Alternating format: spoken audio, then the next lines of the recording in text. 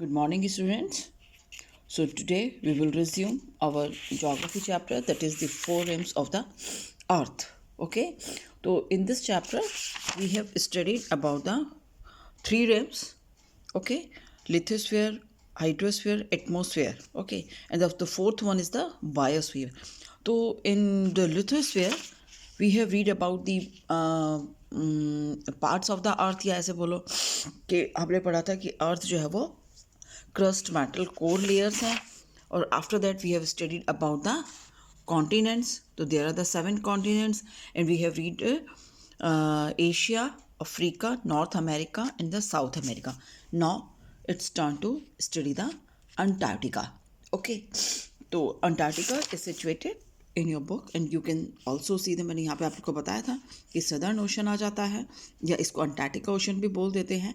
और ये देखिए, ये नीचे का पार्ट जो आ रहा है ना आपकी बुक का, ये 141 पेज नंबर पे you can see this is a Antarctica continent. तो नाउ वी स्टार्ट.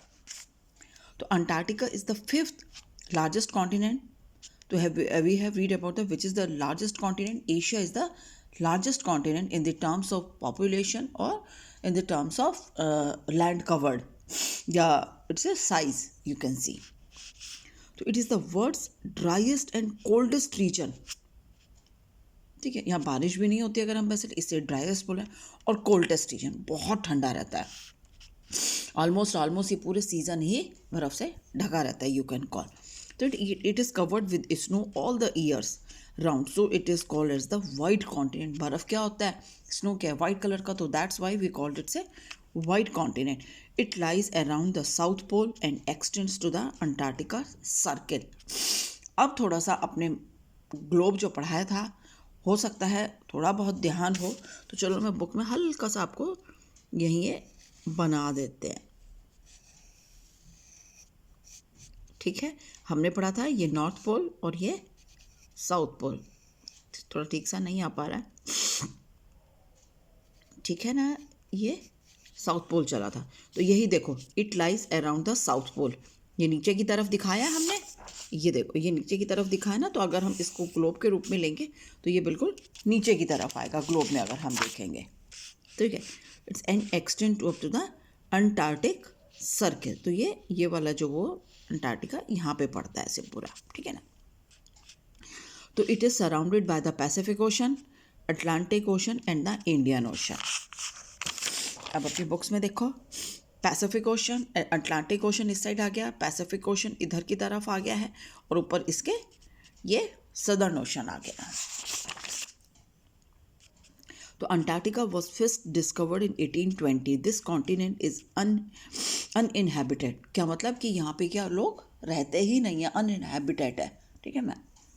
तो except for the few research centre, मतलब लेकिन लोगों ने मतलब स्टडी करने के लिए यहाँ पे रिसर्च सेंटर्स बनाए. तो कभी आप लोग को बेटा डिस्कवरी चैनल में ना कई बार ये मतलब देखने को मिल जाता है. ऐसे तो हमेशा नहीं पता चल पाता है कि क्या आता है, लेकिन एक दो बार मैंने भी देखा है इसको. ये डिस्कवरी चैनल पे आपको पूरा जो अपने रिसर्च सेंटर है ना वो एक दो दिखाई पड़ेंगे. तो वो बहुत एकदम कि एक रूम है, मतलब एक घर सा बनाया हुआ है. आप सोचो चारों तरफ बर्फ़ ही बर्फ़ है जो कई किलोमीटर तक नज़र जाती है. कुछ नहीं दिखता दूर तक. नो, मतलब एनी काइंड ऑफ हैबिटेशन आप नहीं देख सकते, ना एनिमल ना प्लांट्स, कुछ भी नहीं दिखता है, घर भी नहीं इवन. ठीक है ना. तो all these up to the study was set up after the Antarctica Treaty which was signed in 1959. Antarctica treaty हुई, उसके बाद ये सेंटर्स बने स्टडीज़ के लिए. तो Dakshin Gangotri, Maitri and Bharati are the names of Indian research centres in Antarctica. देखो जैसे ये जो इस 3 सेंटर्स के नाम लिए ये हमारे इंडिया के हैं. ठीक है ना, कि यहाँ पे रिसर्च करना है, स्टडी करना है अंटार्कटिका के बारे में, कॉन्टिनेंट के बारे में. तो और डिफरेंट अपने अपने करते हैं. ठीक है ना. India also has research station the Arctic name Himadri. It is located in the नाई आइसलैंड, स्पिट्सबर्गन आइलैंड, नॉर्वे. ये ऊपर आर्टिक रीजन का बताया हुआ है. ठीक है ना, इसको बाद में पढ़ाएंगे. अभी हमारा अंटार्कटिका हो गया. अब नेक्स्ट आ गया हमारा यूरोप. यूरोप से तो आप लोग सब लोग फैमिलियर हैं. ठीक है ना. यूरोपियन कई कंट्रीज़ के नाम हैं, और एक सबसे बड़ा इम्पॉर्टेंट क्या है, जिसने हमारे ऊपर कंट्री के ऊपर कितने सालों तक राज किया है, वो यूरोपियन कंट्री थी। आगे होगा समझ में मैं किस चीज़ का नाम बोलना चाह रही हूँ। तो Europe is the 6th largest continent, ज़्यादा बड़ा नहीं है, स्मॉल कॉन्टिनेंट। तो इट्स लैटिट्यूडनल एक्सटेंट, ये वाला चीज़ बेटा आप लोग को मैं नहीं अभी पढ़ाऊँगी। मैंने देखा था एशिया में पढ़ाने की कोशिश करी, तो मुझे अब लिटरली लग रहा है कि आप लोग अभी कंफ्यूज हो गए, ठीक है ना, क्योंकि इसका मतलब आप ये समझ लो लैटिट्यूडनल कि यहाँ से ये लेटा हुआ है, और लॉन्गिट्यूडनल एक्सटेंट। तो most of the continent lies in the north hemisphere, ये चीज़ आप समझ लो, ठीक है ना। तो जैसे हमने बताया था कि 0 डिग्री इक्वेटर जो होती है, ये देखो, ये दिखाई पड़ रही है आप लोग के बुक में 0 डिग्री इक्वेटर। पहले ही मैंने बताया कि ऊपर का पोर्शन नॉर्थ हेमिस्फीयर और नीचे का ये जाता है साउथ हेमिस्फीयर में। तो ये इक्वेटर जा रही है। तो अब आप ये देखो, ये आपको यूरोप दिख रहा है, तो एक नॉर्मल सी बात आप समझ जाओगे कि ये नॉर्थ हेमिस्फीयर में आता है। ओके, ठीक है। It is surrounded by the Arctic ocean, ठीक है।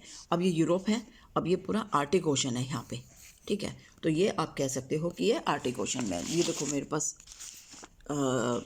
एटलस है, यहाँ पे आप और अच्छे से देखते हो, ये यूरोप दिख रहा है और ये आर्टिक ओशन है। तो ये इससे सारा सराउंडेड है। ये देखो आर्टिक ओशन चारों तरफ ये फैला हुआ है।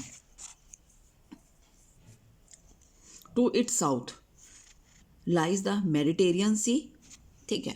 अब देखो ये रहा यूरोप, यूरोप के साउथ में अगर हम देखें तो नॉर्थ, ऊपर का पोर्शन नॉर्थ हो गया, नॉर्थ में आर्टिक ओशन आ गया, साउथ ये आ गया है, ईस्ट ये पोर्शन, और वेस्ट में ये आ गया, ठीक है। ईस्ट में अगर हम देखें तो एशिया है, ठीक है ना स्टूडेंट। तो अब ये बोल रहे हैं कि इसके मेडिटेरियन सी है इसके साउथ में। तो आप ये देखो, ये लिखा हुआ ये वाला जो पूरा पोर्शन है ना ये बेटा, ठीक है ना, ये हमारा क्या है, मेडिटेरियन सी है। तो इसके यूरोप के साउथ में ये मेडिटेरियन सी आ गया है।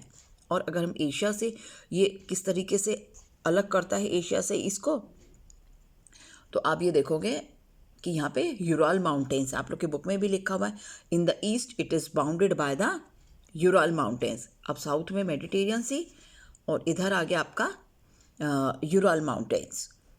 In the south east lies a Caspian sea. थोड़ा सा साउथ और ईस्ट में देख लो तो ये रहा हमारा, इसके यहाँ पे ये कैस्पियन सी है। अब आगे मैं दोबारा तो समझाने की ज़रूरत नहीं है, एशिया को ये अलग अलग या इस तरह की एक बाउंड्री कैसे बनती है, यूराल माउंटेन से। साउथ में इसके मेडिटेरियन आ गया है, नॉर्थ में इसके अंटार्कटिक ओशन आ गया।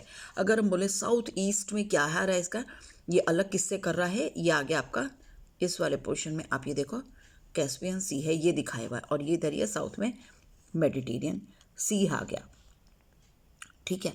अब इसके इस साइड जो है, अब आप ये देखो ये एल्पस माउंटेन है, जर्मनी फ्रांस और इटली इधर की तरफ आ गया। तो यहाँ से ये पूरा एक एल्पस माउंटेन आ रहा है इधर की तरफ से, ठीक है, इसमें है, ठीक है ना। The highest peak of mount Elbrus, जो यहाँ पे यूरोप की, जैसे हम लोग बोलते हैं ना इंडिया की क्या K2 है हाईएस्ट माउंटेन पे, तो इन लोगों की एल्ब्रस आती है, ठीक है ना।